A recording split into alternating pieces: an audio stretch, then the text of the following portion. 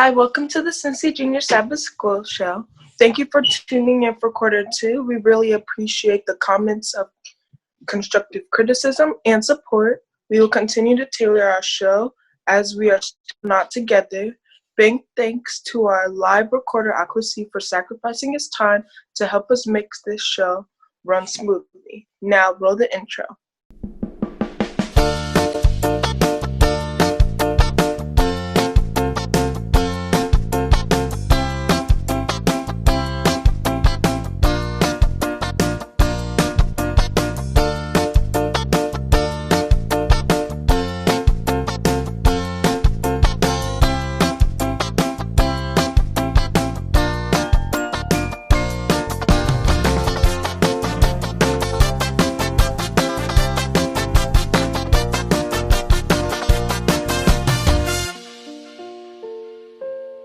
Hello everyone, we are back for lesson 13, and my name is Happiness Opoku, and I'm your host for PowerPoint. My name is Stacy Soa, and I'm your host for Cornerstone. Our guests today are... I'm Jared, and I'll be participating in the Cornerstone discussion today. I'm Emmanuela, and I'll be participating in the PowerPoint discussion. Thank you for joining us. And if you don't have the PowerPoint book, you can find it online at www.juniorpowerpoints.org. If you don't have the Cornerstone book, you can find it online at www.sabbathschoolpersonalministries.org or at Cornerstone Connections. The Bible verse of the week is found from Psalms 28, verse 7, and it says, "The Lord is my strength and my shield." Since it is our last lesson of this quarter, we will go around and say our favorite lesson or world topic. My favorite lesson this quarter was lesson 3. The title was Miracle Worker. It was about Elisha and the many miracles he was able to do through the help of God, including raising a boy back to life from death and being able to heal water for a city where people had relied on. It was my favorite lesson as I gained knowledge on the many things that God was able to do through Elisha, and also knowing that God can still perform miracles today like he did in the past. I realized that we may not always see miracles for what they are, such as getting money in a desperate time of need or getting healed from being sick or having an illness. We don't see that as a miracle or something significant, but it is, and we should be thankful. I also realized that we should expect miracles to happen in our lives and that we should do our part by spending time with God and hearing his conviction if we want those miracles to become a reality. God wants to show us his goodness and favor, but it's up to us if we'll let that come to pass. So my favorite world topic was the Black Lives Matter movement because it is important about what's going on in the world and also especially to us. So it's great seeing everyone's comments on that specific topic. My favorite lesson was lesson 7, which is called Burning Your Skis. And it was about a teacher who decided to not save up money for skis, but instead save the money for a missionary trip that he was going on. And it was my favorite lesson because it made me realize that as Christians, we should spread the word of God to others, no matter where they are from, so that they can also hear about the word of God and they'll also be able to be saved when God comes again. For me, my favorite world topic was on the death penalty because everyone has a different point of view on it. And we have a human perspective, but God is more infinite, more bigger. So his perspective is way different than ours. And I really liked it because there's no right answer. There's no right or wrong answer because God hasn't spoken to us like about it unless we ask about it, which it'll be very hard to decipher what he's trying to say. But thank you for your responses on this week's world topic. So we will now start off with PowerPoint. This week we're on lesson 13 and the title is Welcome Back Jesus. The power text is found from Acts 1 verse 11 and it says, "Men of Galilee," they said, "why do you stand here looking into the sky? The same Jesus who has been taken from you into heaven will come back in the same way you have seen him go into heaven." Amen. And the PowerPoint says, God's Spirit empowers us to tell others about the blessed hope of Jesus' soon return. Now, Emmanuel will give us a song. This week's lesson is about Wesley, and his mother came back from the hospital. He was asking his mother, how is his grandfather and everything. And his mother told him that he had died peacefully, and when she went there, he was resting there peacefully. And she decided to give him hope, tell him that we'll be able to see him again when Jesus comes again. So Wesley was saying that he's ready for Jesus to come back again because he wants to get a piggyback ride from his grandpa. So then he was asking about what about his grandma, like what is going to happen to her. And told him that whatever help that she needs, whatever help that grandpa would usually do, someone else will go there and help her so that she's not like there alone by herself.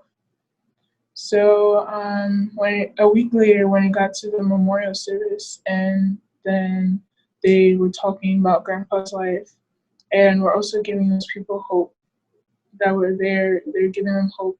They're saying we have this hope that, and they're talking about how when Jesus comes again, that the death will rise and we will be able to see them again in heaven. And weren't Christians were there as well. So Wesley went back and looked at his auntie and uncle to see how they felt about all this hope that they're talking about and how they're talking about God, how they would react to it. And Wesley realized that his uncle was shaking his head. So when they got back home, Wesley was talking with his mother, saying that he wants to do a welcome back party for Jesus because he's so excited for Jesus to come back again, and he wants to be able to welcome Jesus back with a party.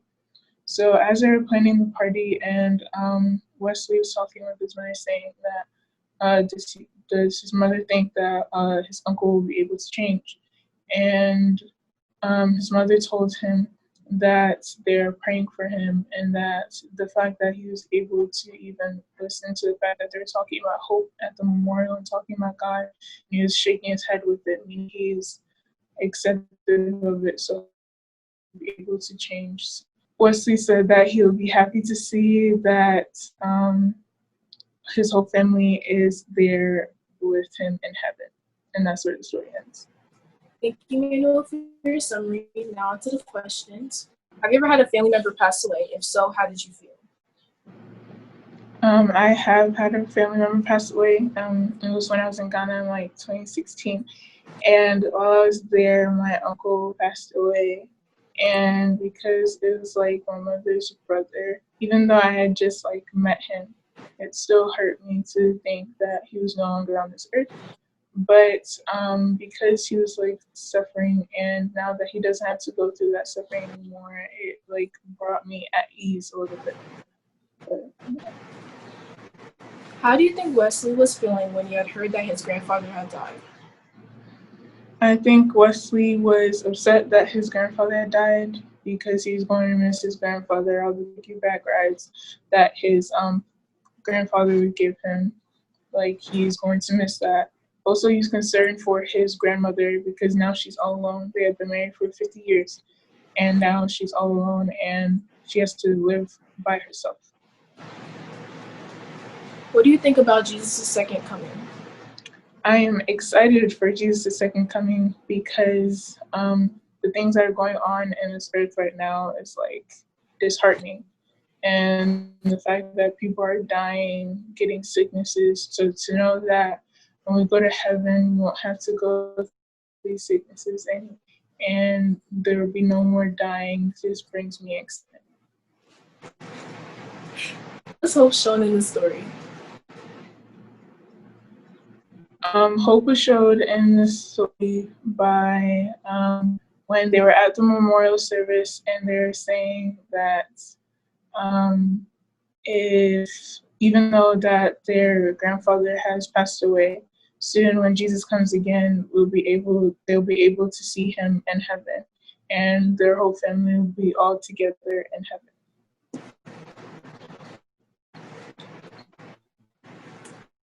What was Wesley's memorial service? Wesley's grandfather's memorial service was filled with hope. At first, they were talking about their grandfather's lives, and then afterwards, they began to talk about hope, being able to see him again once God comes again. And lastly, what can we learn out of lesson 13? What we can learn from this lesson is that even though we're going through so many things in this world, we have sickness and death and all that. When Jesus comes again, we'll be able to see those we have lost, and we won't have to go through all the things that we're going through on this earth at the moment. Thank you, Manuela, for your responses. Last week's question of the lesson was, how many days did Jesus fast? The answer to that was 40 days. For Cornerstone, we are also on lesson 13, and the title is Cleaning House. The key text is from 2 Kings 22, verse 2, and it says, He did what was right in the eyes of the Lord and followed completely the ways of his father David, not turning aside to the right or to the left. I will now have Jared give us a summary. King Josiah is who we focus on this week. King Josiah was 8 years old when he became the king for the people of Judah, which was, I think, very young to be a king, though kings, at least some of them during that time, were young. He reigned for the people for 31 years, and he did right in the eyes of the Lord. In his 18th year of reign, he went to the secretary named Shaphan and told him to go to the high priest, who was named Hilkiah, and for him to take the money that was in the temple of the Lord and to give it to the men that were supervising the temple. And those men were to pay the workers who were repairing the temple, and for them, the workers, to also use at least some of that money to buy timber and stone for the temple. So when the secretary went to the priest, after telling him those things, the priest gave the secretary the book of life. The priest read to the secretary, and after that, the secretary went back to King Josiah.